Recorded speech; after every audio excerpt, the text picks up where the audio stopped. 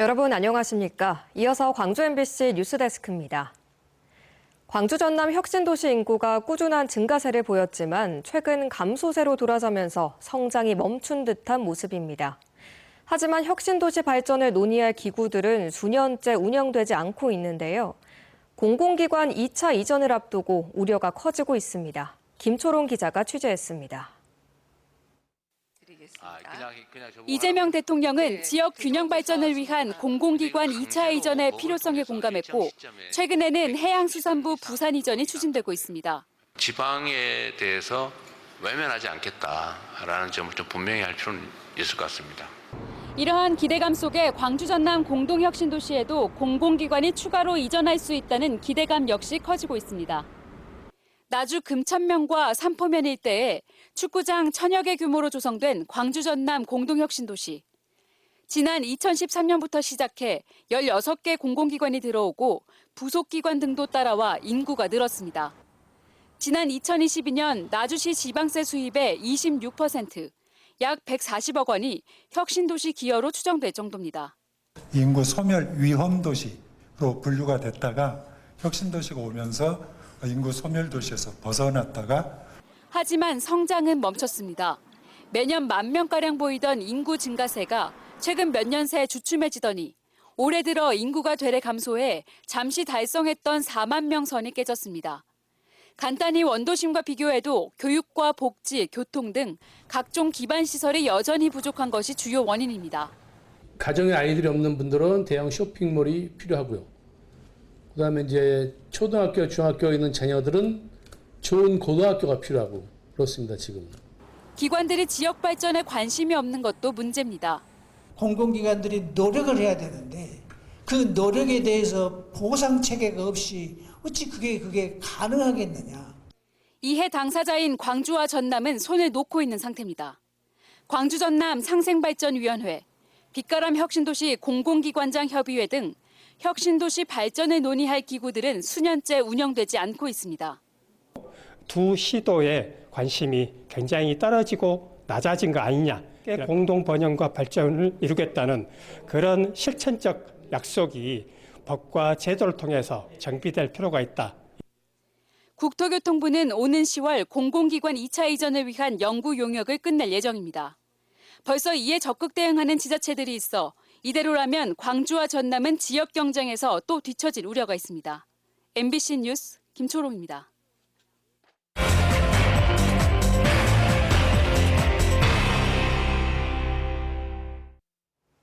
폭염경보가 열흘 넘게 이어지고 있는 전남 곡성에서 밭일을 하던 80대 노인이 숨졌습니다. 더위로 인한 열사병으로 추정되지만 오늘 공개된 정부 통계에는 포함되지 않았습니다. 무엇이 문제인지 임지은 기자가 취재했습니다. 어제 오후 1시 50분쯤 전남 곡성 견면의 한 고사리 밭에서 80대 여성이 숨진 채 발견됐습니다. 집에서 불과 150m 떨어진 밭에서 농사일을 하던 중 무더위 속에서 쓰러진 것으로 추정됩니다. 곡성에는 지난달 29일부터 폭염경보가 내려졌고 어제 한낮 최고 기온은 36도를 넘겼습니다. 그늘 하나 없는 이곳 밭에서 발견된 당시 여성의 체온은 42도까지 올라가 있는 상태였습니다. 한 3일 10개 구슬째가 것을 저기 이렇게 꽃을 끄는가 이렇게 햇사타라고 해서 그냥 뭐 아침에 낮에 더운 게 일찍 그새 나왔네. 거만이가 추정한 사인은 열사병. 하지만 질병관리청은 숨진 여성을 온열질환 사망자 통계에 포함시키지 않았습니다. 심정지의 직접 원인이 온열질환인지 평소 앓던 지병 때문인지 명확하지 않고 숨지기 전 의료기관에 오지 않았다는 이유에서입니다. 정부가 운영하는 감시체계는 응급실 내원자 기준이기 때문에 병원에 오지 못하고 현장에서 숨지면 통계에 잡히지 않는 겁니다. 도내에 있는 응급실 있는 의료기관에 대한 감시체계이다 보니까 이거 애초에 그냥 온열질환 응급실 감시체계로 보시면 되거든요. 결국 논밭에서 일하다 숨지는 노인들의 온열질환 사망 사례는 공식 집계에서 사라지는 셈입니다. 현재까지 집계된 전남 지역의 온열질환자는 87명. 지난해 같은 기간보다 2배 넘게 급증했습니다. 이 기간 동안 전국적으로도 3배 가까이 늘어난 1,350여 명이 온열 질환자로 집계됐습니다. 하지만 응급실에 내원하지 않고 야외 노동을 하다 숨진 환자들은 이 숫자에 포함되지 않았습니다. 통계가 정확하게 들어와야 흔히 말하면 자국 대책도 세우고 문제점도 발견되고 그럴 건데 그거를 못 따라가고 있는 우리 통계 정책에 대한 문제가 심각하다는 거죠. 전남대학교 병원에 따르면 올해 첫 온열 환자는 지난해보다 한 달이나 빨리 발생했습니다. 폭염 피해는 더 빨리, 더 많이 늘어나는데 정부 통계는 여전히 좁은 기준에 갇혀 있다는 지적이 나옵니다. MBC 뉴스 임지은입니다. 현재 경찰관이 가게 금고에서 현금을 훔치다 적발됐습니다. 뇌물수수 등 의혹으로 직위 해제된 뒤 아르바이트를 하던 가게에서 또 돈을 훔친 겁니다. 김교일 기자가 취재했습니다. 목포의 한 잡화점에서 가게를 지키고 있는 20대 아르바이트생. 이윽고 사무실로 들어가더니 계산대를 열고 현금을 들고 나갑니다. 30분쯤 뒤 다시 들어온 남성은 남은 10,000원짜리를 모두 챙겨 가게를 빠져나갑니다. 지난 6일부터 사흘 동안 매일 같은 수법으로 돈을 빼갔습니다. 제가 일찍 집에 가는 상황이어가지고 밤에 8시 반 넘어서 CCTV를 한번 확인했는데 금고에서 돈을 가져간 것을 확인했습니다. 알고 보니 이 남성은 전남경찰청 소속 경장. 지난 2월 직위 해제돼 지난달부터 이 가게에서 일한 것으로 확인됐습니다. 해당 경찰관은 이곳 잡화점 내부 계산대에서 3차례에 걸쳐 현금 30여만 원을 훔쳤습니다.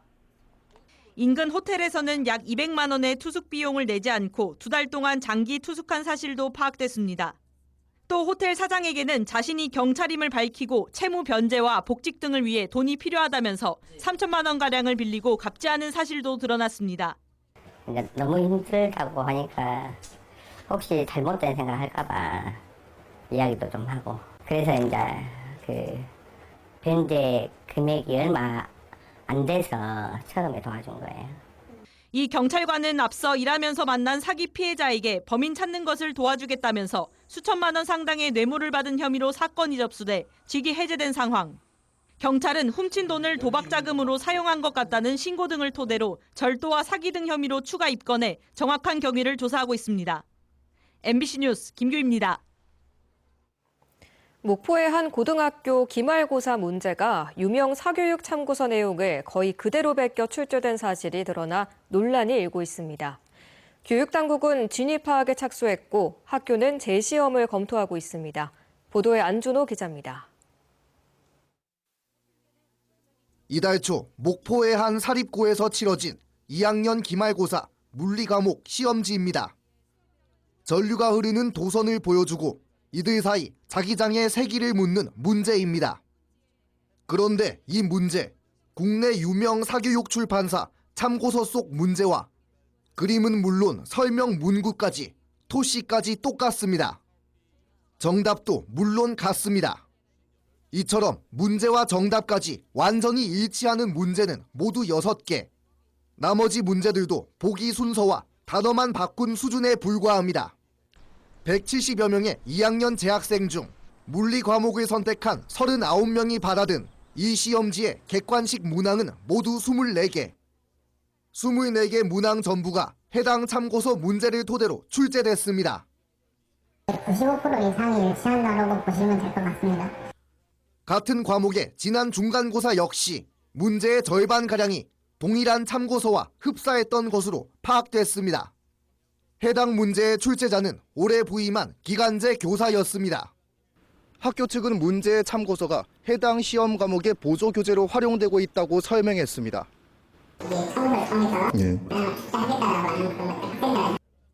현행 규정상 시험 문제의 50% 이상을 참고서에서 그대로 출제할 경우 해당 교직원은 징계 대상이 됩니다. 민원을 접수한 전남교육청은 관련 교과 전문가와 함께 해당 학교와 시험 출제자를 상대로 진위 파악에 착수했습니다. 학교 측도 해당 교사의 징계와 함께 재시험 여부를 검토하고 있습니다. MBC 뉴스 안준호입니다. 지역 의료 인력 확보를 위한 시도로 지역 필수 의사제가 도입됐습니다. 지역에서 근무하기로 계약한 전문의에게 근무 수당과 정주 혜택을 제공하는 제도인데요. 시범사업 대상지의 전라남도도 선정이 됐는데 인력난 때문에 운영이 쉽지 않습니다. 김단비 기자입니다. 지역 응급의료기관인 순천의료원입니다. 성가롤로 병원과 목포 한국병원, 목포시 의료원과 함께 지역 필수의사제 사업 수행기관으로 선정됐습니다. 지역 필수의사제는 의료 인력이 부족한 지방 중소도시나 농어촌에 의사가 장기 근무하도록 지원하는 제도입니다. 종합병원급 이상 의료기관에서 필수 과목을 진료하면 급여 외 400만 원의 지역 근무 수당과 정주 여건 등을 지원하는 게 핵심입니다. 그래서 성가로병원이 이제 제일 큰데 순천은 거리 갔다가도 뭐 다급하면 광주로 다 갚을거예요.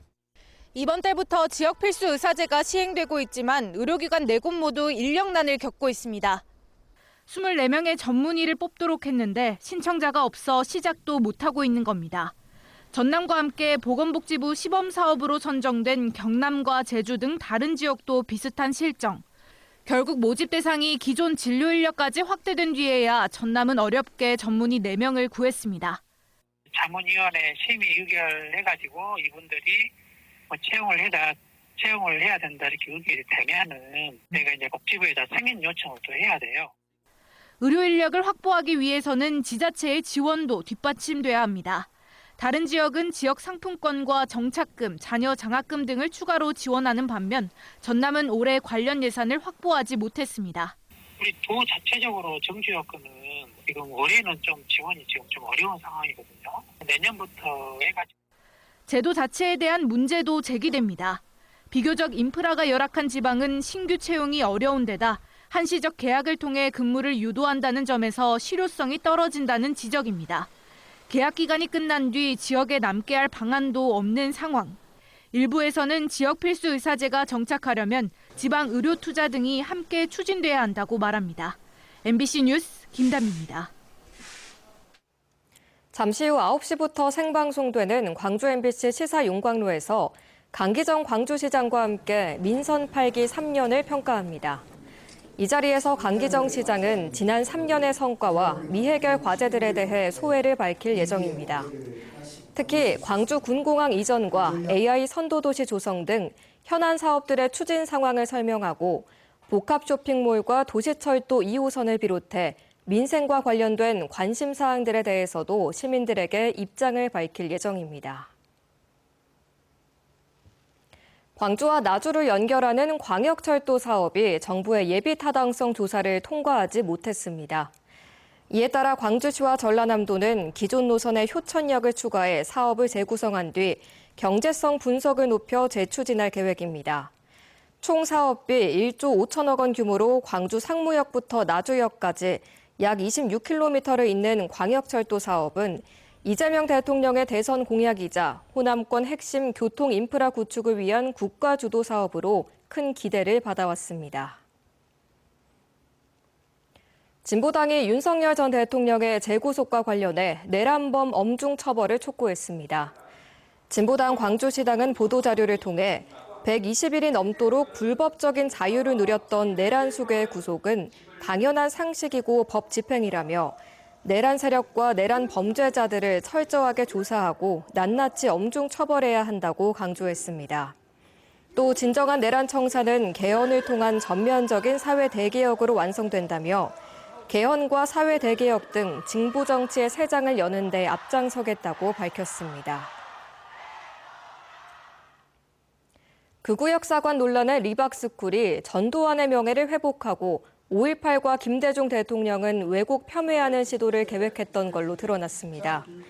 더불어민주당 고민정 의원은 오늘 국회 교육위원회 리박스쿨 청문회에서 5.18 유공자 투명화, 세월호 우상화 붕괴, 김대중 실체 바로 알리기 등의 내용이 담긴 이른바 대한민국 리빌딩 계획서를 공개했습니다.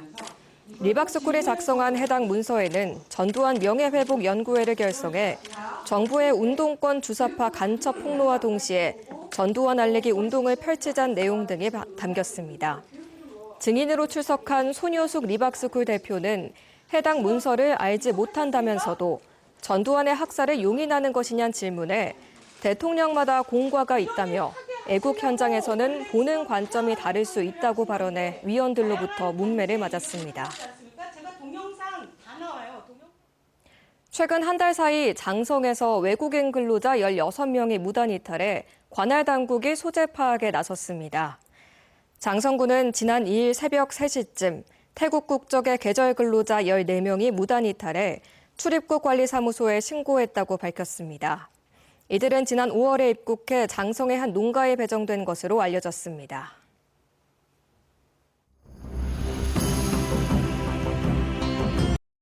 언제 어디서나 내 손 안의 뉴스. 광주 MBC 뉴스 유튜브 구독으로 함께하세요.